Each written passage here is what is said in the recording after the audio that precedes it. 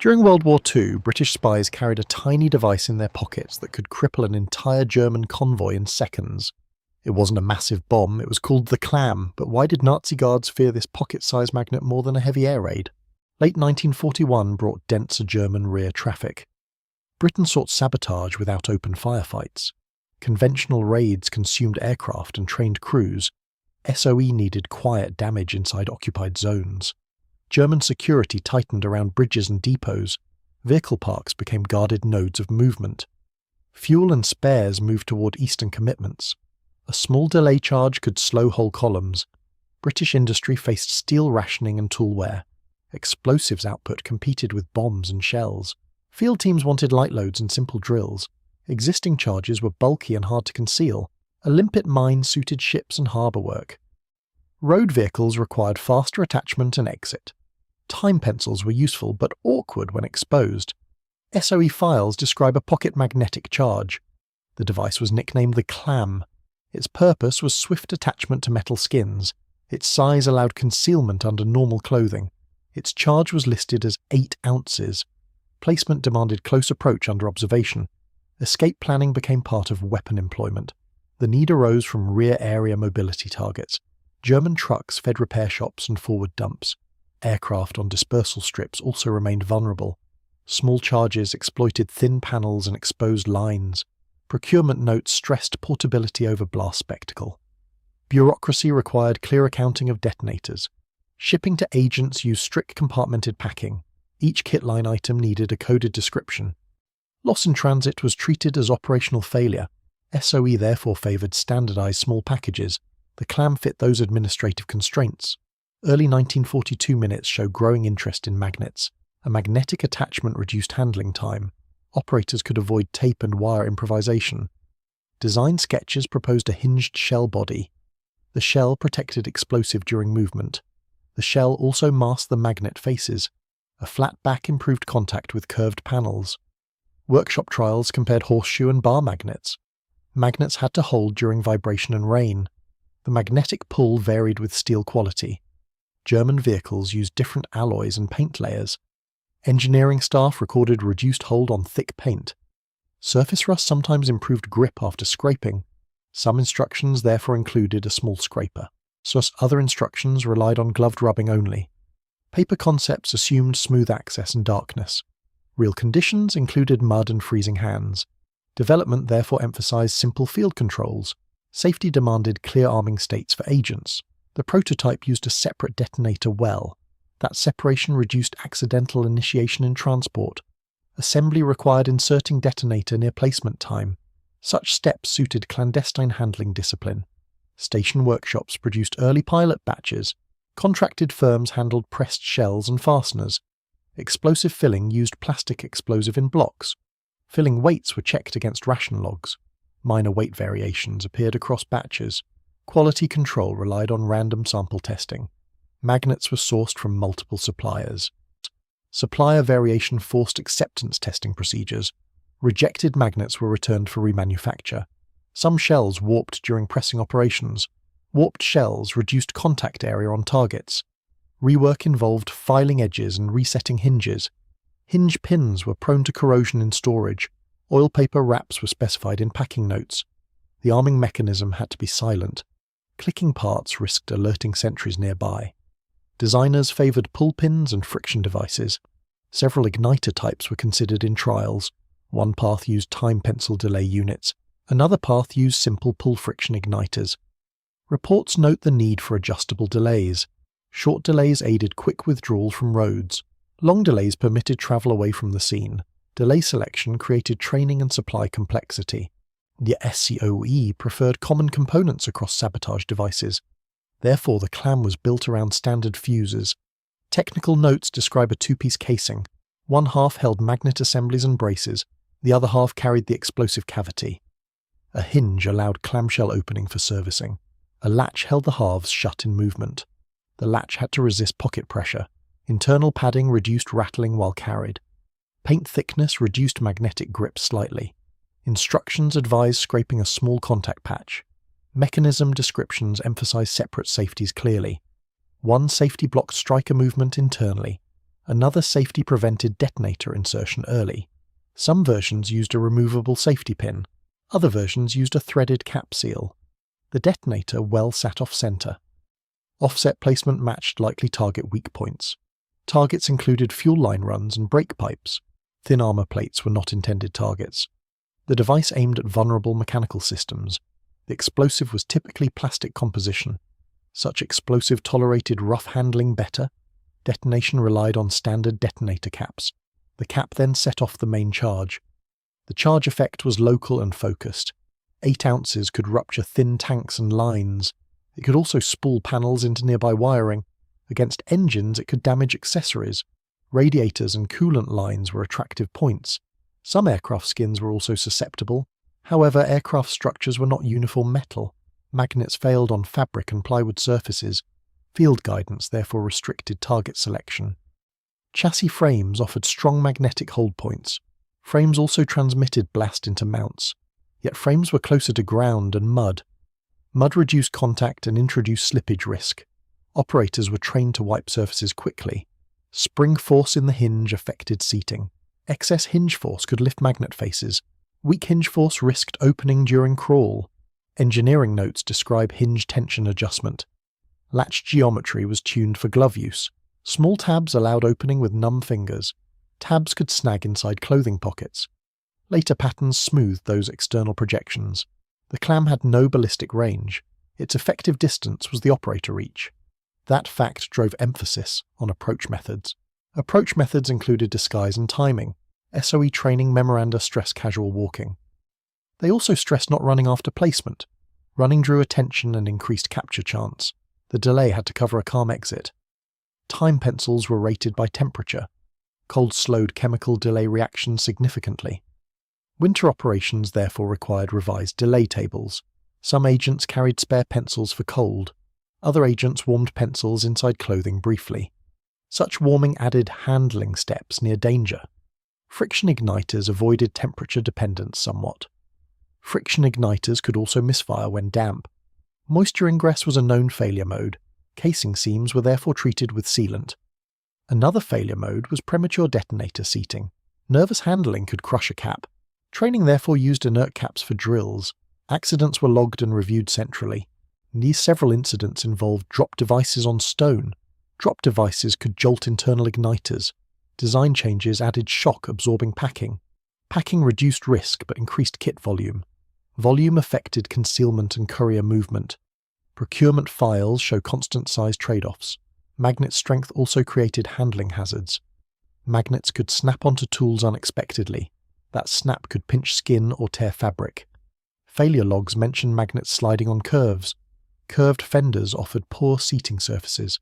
Flat plates near engine bays worked better. Vehicles with thick undercoating resisted adhesion. German field repairs sometimes added extra plates. Extra plates changed vulnerability assumptions in manuals. SOE memos note caution about unknown variants. Another operational hazard was German sentry routines. Placement windows depended on guard turn times. The Clam did not solve human surveillance. It only reduced attachment time under eyes. Therefore teams paired it with distractions. Distractions were planned as separate operational tools.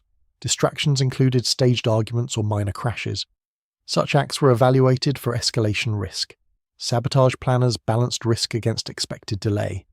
The Clam was used where delay mattered. Rail yards often offered better targets, yet rail yards carried heavier patrol patterns.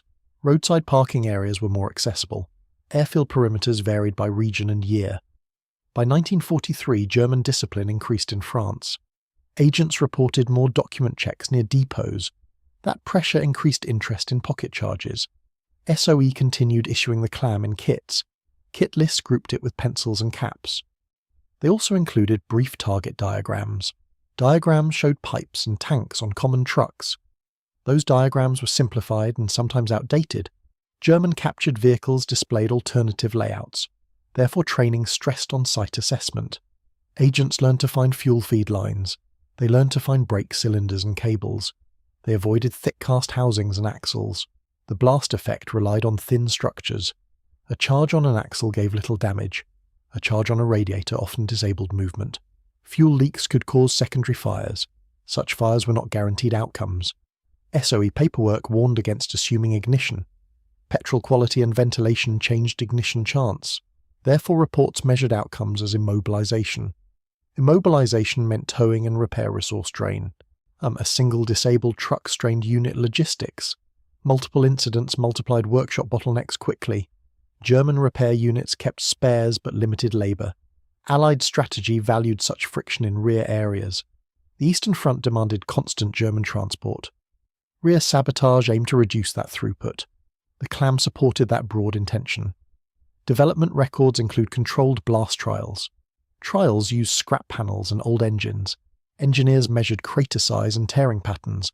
They logged detonation position and standoff. They compared direct contact versus small gaps. Gaps reduced coupling and lowered tearing. Thus, magnets needed full contact surfaces. Testers also evaluated different explosive compositions. 8 ounces limited the range of variation. Shape changes could focus energy slightly. However, the Clam was not a shaped charge. It remained a simple contact explosive package. That simplicity aided fast mass production. Fuse reliability was tested in humidity cabinets. Humidity increased misfire rates in some caps. Caps were then sealed in wax tubes. Field handling sometimes broke wax seals. Broken seals increased risk of moisture entry. Procurement responded with heavier container tubes. Heavier tubes added weight to courier loads. Weight was kept under 1 pound overall. Some records list slightly higher combined weight. Weight depended on fuse choice and casing. Casing metal was usually mild steel. Aluminum trials reduced weight but dented easily. Dents interfered with latch alignment often. Steel therefore remained preferred in supply lists. Steel also improved magnetic circuit efficiency. Magnet mounts used screws or rivets. Rivets were quicker but harder to service. Screws loosened under vibration during bicycle transport. Lock washers were introduced in later patterns. Lock washers added procurement steps for suppliers. Every added part affected clandestine inventory counts. Explosive filling required controlled facilities and guards. Security on filling lines was treated as critical. Documentation used neutral cover terms for charges.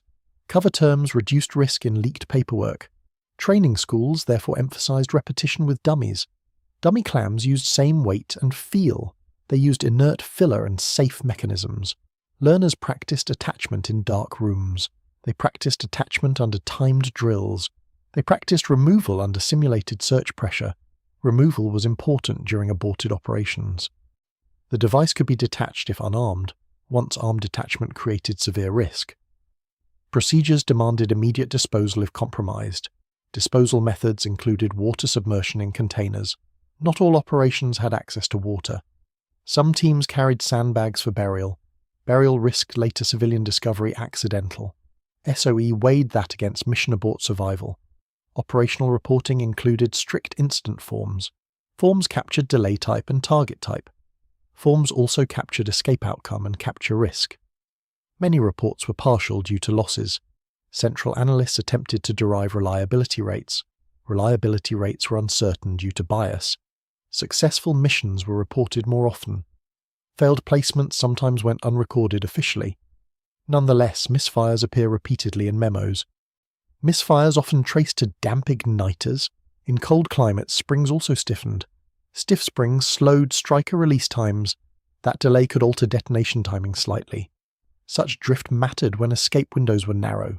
Some teams chose longer delays as buffer. Longer delays increased chance of discovery. German patrols sometimes inspected vehicles routinely. Discovery could lead to controlled disarm attempts. German engineers had magnet charge awareness. Captured samples likely informed their countermeasures. Countermeasures included increased under-vehicle checks. They also included use of wooden spacers. Wooden spacers reduced magnet contact areas. Some units parked vehicles over soft ground. Soft ground limited crouching access by agents. Other units used higher lighting around depots. Lighting increased placement difficulty dramatically at night. Therefore, Clam uses moved toward quieter locations. Quiet locations included garages and roadside stops. Garages allowed interior access with less exposure. Yet garages often had workers and time pressure. Planning therefore relied on insider support sometimes. Insider support increased security compromise risk. SOE sometimes supplied multiple devices per cell. Cells stored devices in concealed caches. Caches required moisture protection and periodic checks. Magnets could rust without protective coatings. Rust reduced adhesion and left visible residue. Visible residue could trigger German suspicion. Thus, the device carried strategic security risk. That risk was noted in HQ evaluations. Evaluations compared it with plain plastic explosive. Plastic explosive could be taped or tied. Tape methods were slower but more flexible. Flexibility mattered on non-ferrous targets. Clam magnets limited it to ferrous metals. German vehicles increasingly used non-ferrous parts. Fuel pumps and covers sometimes were aluminum. Clam adhesion failed on such surfaces. Therefore, teams needed alternative attachment methods anyway. Supply officers questioned redundant specialized devices. Still, the Clam offered speed when applicable. Speed reduced exposure time near guarded assets. Exposure time was a key determinant in arrests. SOE incident reports correlate exposure with capture. Correlation was not presented as certainty. It was used as planning guidance only. The Clam did not remove need for discipline. It replaced some improvisation with a standard tool. Some plans used detonation during curfew hours. Curfew reduced civilian presence and observation. Curfew also increased patrol intensity in some areas. Therefore, timing guidance was location-specific. SOE manuals caution against rigid timing rules. Instead, they present decision trees for agents. Decision trees describe guards and traffic density. Such details were bureaucratically codified for training. The Clam featured in those training pages. The device also supported sabotage morale assessments. Morale assessments were collected via questionnaires. Questionnaires asked about willingness to approach targets. Many respondents expressed reluctance in formal phrasing. Reluctance was tied to close placement requirement. Some cells requested more remote options. Remote options included thrown grenades and mines. Those options increased collateral risk and noise. SOE weighed political costs of collateral damage. Quiet sabotage was preferred for civilian relations. Thus, the Clam remained attractive despite risk. German response documents are sparse in archives. British analysts inferred awareness from changing patrols. They avoided definitive claims without captures. Some intelligence summaries mention magnet bomb warnings. Warnings circulated among German security detachments. Detachments increased instruction to inspect wheel wells. Inspection reduced success rates of low placements. Agents adapted by placing higher on frames. Higher placements sometimes improved blast effect on engines. Higher placements also increased chance of casual detection. Drivers could see attached devices during inspection. Therefore, concealment became a specific design concern. The Clam profile was kept relatively flat. Flat profile reduced shadow and visual signature, yet magnets required thickness at contact points. Design compromises appear in drawing revisions. Revisions adjust magnet recess depth slightly. Thicker bodies snagged more on clothing. Snagging could expose the device prematurely. Therefore, pocket carriage was discouraged in some notes. By 1944, SOE had broader supply of plastic explosive. Standard PE blocks became easier to issue. Blocks could be formed to fit irregular targets. Magnetic clamps could be separate reusable components. Such modularity reduced specialized casing needs. Procurement reviews compared cost per successful sabotage. The Clam showed mixed performance in reviews. Specialized shell and hinge manufacture drove costs. Controlled strength magnets demanded extra acceptance testing. Variant manuals increased training burden across cells. Alternative systems used generic explosive and pencils. Generic systems had lower procurement friction. Therefore, orders for Clams declined after reviews. Stocks already fielded continued to be used. Replacement devices included larger limpet mines for ships. For vehicles, many teams reverted to PE blocks. They also used simple adhesive methods and wires. Adhesives could fail in rain and mud. Wires required time and exposed handwork. Still, flexibility outweighed Clam speed in many cases. Post-war assessments treated it as a niche tool. Its 8-ounce charge remained modest by standards. Its real value lay in procedure. Procedure meant timed placement and controlled withdrawal. The Clam became a training example for sabotage. That example showed contact coupling to thin steel. Limitations of magnet dependence were also documented, yet the administrative record shows consistent intent. A pocket mine for vehicle weak points. A tool for attaching then leaving quietly. A device whose success required disciplined proximity. In SOE terms, it was a Clam.